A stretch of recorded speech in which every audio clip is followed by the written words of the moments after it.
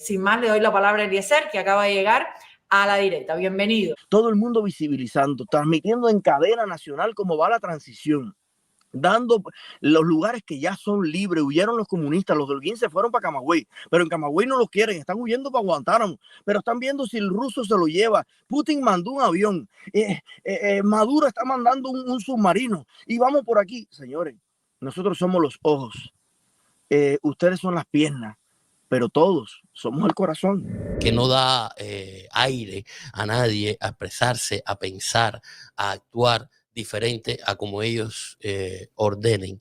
Y eso es lo más terrible de todo lo que estamos viviendo en estos momentos. Debemos no cejar, debemos seguir, creo que cada día está más cerca, creo que los mismos cubanos están cada día entendiendo más que la libertad está en sus manos y no en manos de nadie. Y nuestro trabajo desde aquí es apoyarlos, y es lo que estamos tratando de hacer. Y, por ejemplo, tenemos 16 nuevos presos políticos solamente en el 2023. O sea, que la lista sigue creciendo, que el régimen sigue jugando con los presos políticos. También señalar que todavía en este momento hay 30 niños, o sea, menores en prisión, 30 niños y 4 niñas. Yo creo que usualmente no tenemos los nombres de estos menores. A veces los familiares no terminan de levantar la voz de forma firme.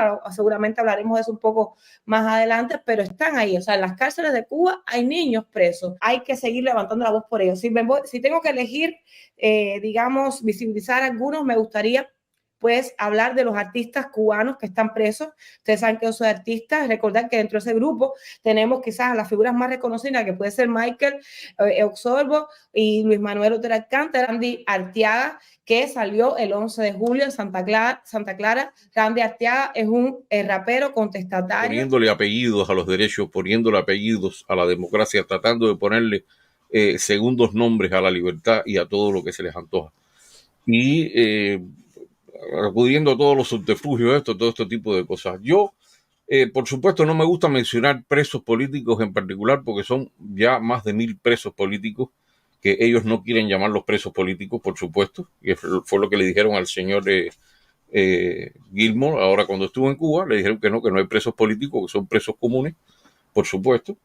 Y yo quiero mencionar a varios de ellos que, bueno, pienso que llevan mucho tiempo. Está el caso de Ernesto Borges, que ha cumplido 54 años en la cárcel, ya lleva 22 años de prisión. Su padre y su hermano y su familia esperando que él pueda salir. Está también el caso de 2 amigos. Uno es José Daniel Ferrer, que no necesito hablar más de él. Otro es un muchacho del cual no se habla mucho, que es muy humilde, es un albañil con sus manos callosas, que tiene una familia que lo necesita, que es Yasmani González Valdés. En ventas de pinturas de Luisma y fotografías y demás. Así que buenísima esa iniciativa. Eso es otra cosa que molesta mucho, caballero, sí. Y es la prosperidad.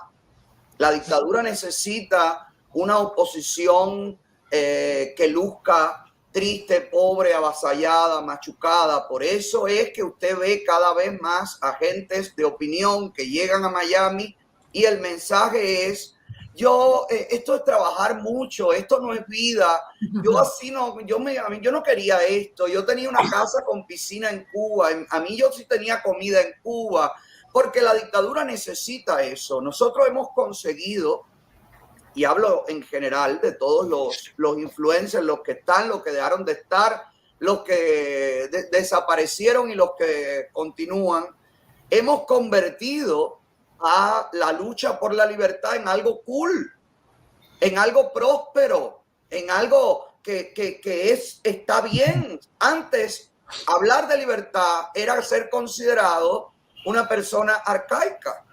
Yo trabajaba en Mega TV y cada vez que yo hablaba de la situación en Cuba, la jefa de programación me decía: es que eso ya pasó de moda, ya eso era el mensaje de los viejitos del Versalles, ya ahora es otra cosa. Bueno, hoy yo sigo gritando por la libertad y esa señora no sé a qué se dedica. Yo creo que está deshabilitada en su casa.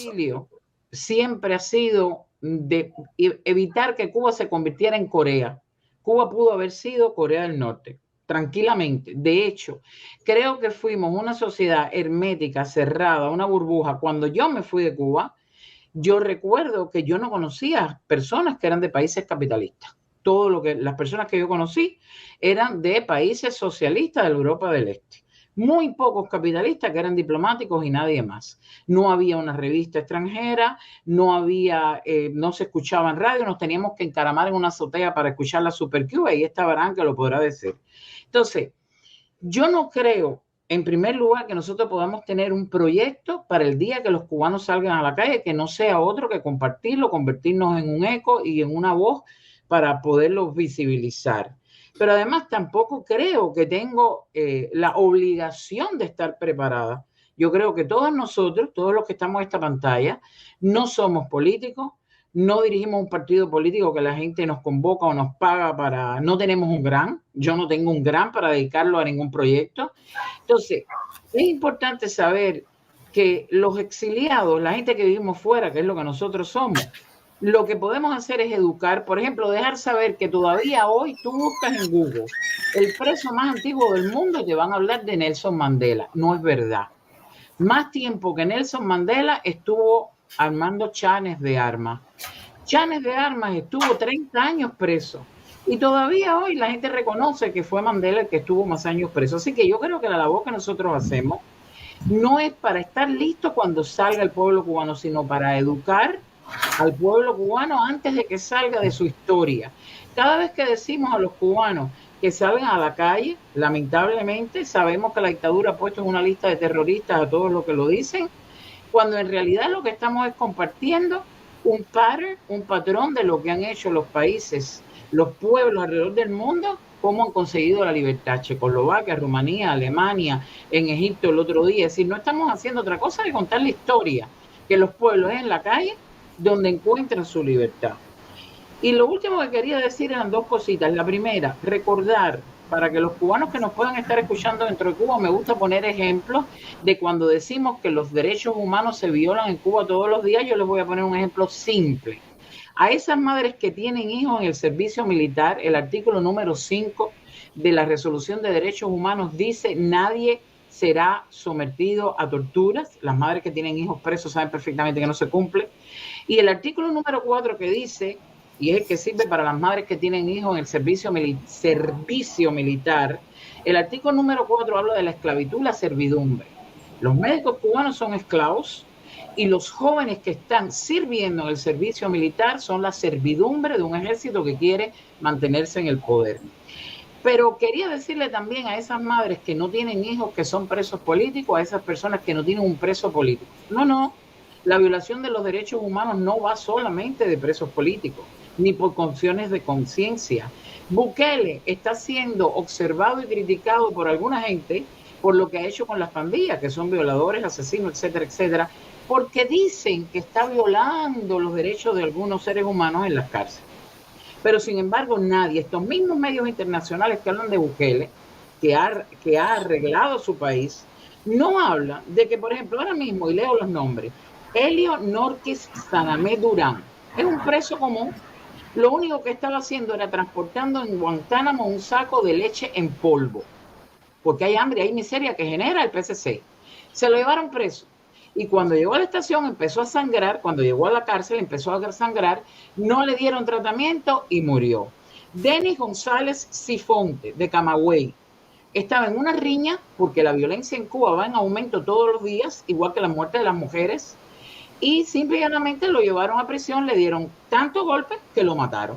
No eran presos políticos, es decir, los cubanos tienen que saber que vivir en Cuba es una cárcel grande donde se viola el derecho de los que están presos y de los que supuestamente están fuera, de los niños que tienen que crear cantera de ideas, de los universitarios cuando son adoctrinados. El derecho en Cuba se viola desde el momento en que tú naces, en un hospital estatal, partiendo de ahí, donde los padres no tienen la opción de tener a sus hijos en un hospital, por ejemplo, privado, o donde les dé la gana. Desde que lo tienes que alimentar y darle leche hasta la edad que dicen ellos, los 7 años. Desde que tu hijo tiene que ir a un servicio militar. Y no importa si tu hijo está en la calle pidiendo libertad o transportando un saco de leche. También le están violando un derecho cuando llega a una prisión, cuando otro preso lo golpea y no lo lleva a un hospital, o lo lleva a un hospital donde no hay una medicina, donde hay un médico que está probablemente, que es el mejor, está en una misión cobrando dinero para la dictadura. Entonces es importante, quiero dejar a Chanes de Armas como el ejemplo del preso más viejo, más que Nelson Mandela, y eso es lo que hacemos nosotros, informar todos los días, y por eso que ustedes están en una lista de terroristas. Y quería yo cerrar mi parte para darle la palabra a Yamila, que creo que venía detrás de mí, diciendo que esta mañana yo hice una declaración de intereses. Yo soy ciudadana americana, muy orgullosa, esto también es mi país, y dije que yo me opongo a todo tipo de guerra violenta. Hay un videíto por ahí dando vuelta de un individuo que supuestamente le dieron un golpe, lo tiraron al piso. Para mí es un montaje de la dictadura. Desde septiembre están diciendo que Cuba se va a bañar de sangre. Curiosamente, va preso un espía, es decir, detienen un espía en los Estados Unidos que va a traer cola. Los ponen a ustedes en una lista de terroristas, cuando los terroristas son ellos. Luego salen Humberto diciendo de que hay un derramamiento de sangre. Esto lo estoy viendo yo los mismos 35 años que llevo en el exilio, y los vieron los que estaban aquí antes que yo llegara. Es demasiado repetido para que los cubanos se lo crean. Busquen en la historia, busquen en la propia historia que ellos les contaban en silencio, ha tenido que ser en Julito el Pescador, y se van a enterar cómo ellos crean esta propaganda mentirosa para mantenerlos ustedes en el limbo y en el ostracismo. Gracias, me quedo por aquí escuchándolos a todos. Me encanta estar con ustedes hoy aquí.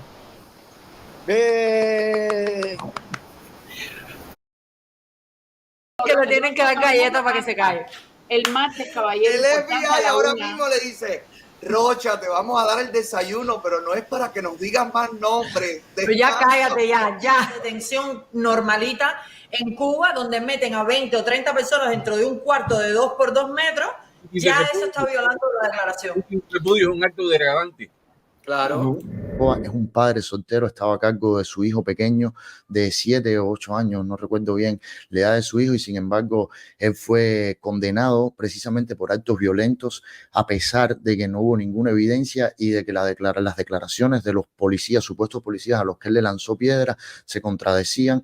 Y bueno, fue una cosa absurda, otro juicio montado más, y sin embargo ese hombre que es pacifista está siendo condenado injustamente por la dictadura de los Castro por un supuesto acto violento, cosa que es totalmente incierta. Y si me disculpas, quiero hacer una mención especial a Jesús Vélez Marcano y también a Emanuel Robles Pérez, quien es maestro masón y también está preso en las mazmorras castristas, él y su esposa. Así que solo me resta decir que mi voz se alza por la libertad de todos los presos políticos en Cuba y sobre todo por la libertad de todos los cubanos. Abajo la dictadura y nada. Nadie estará sometido a esclavitud ni a servidumbre. La esclavitud y trata de esclavos están prohibidas en todas sus formas. Y recordar que Cuba fue uno de los países que fue creador y firmante de la declaración cuando sale en 1948, y que se incluyen muchas cosas de que ya tenía la Constitución del 40 y que fue como un ejemplo para hacer en esta declaración. Es una vergüenza que hoy por hoy la dictadura pues rechaza y viola todos los artículos, los 30 artículos de la declaración. Pues ahora me toca a mí, ahora voy yo. Yo no creo en listas de Gaceta ni de nada de eso. Eso a mí me parece la lista de la cola del pollo, pidiendo el último y para atrás, y es un poco más de lo mismo, es lo mismo. Los malos somos nosotros nos robamos las 20 onzas de chícharo, las 2 libras de azúcar prieta, estamos ahí en el medio del mar robándonos los barcos y demás, y el cubano tiene hambre, miseria y represión, porque cada uno de nosotros está en una boya vigilando que no entre nada a Cuba y robándonos los pescados y demás. Tú sabes, la misma bobería de siempre. La realidad del cubano está en su plato de comida. La ripiadera de cáscara de plátano no es ropa vieja. El arroz de pamiche no es arroz. El café de chícharo no es café, y así sucesivamente. Yo creo que lo que pasó el 11 de julio es que no teníamos cultura ni educación de manifestarse.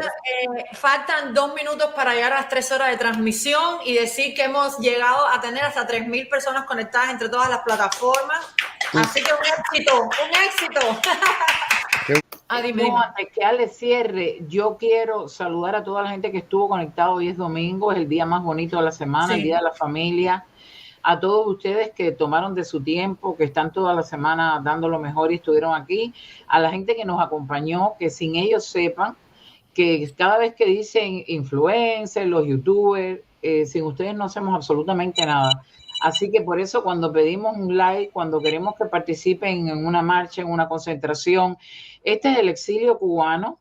que no solamente vive en Miami, que está desperdigado por todo el mundo, cargando con su patria en los hombros y tratando de recordar lo que sufrieron y levantar la voz por los que todavía quedan, en especial los niños, los presos, los ancianos.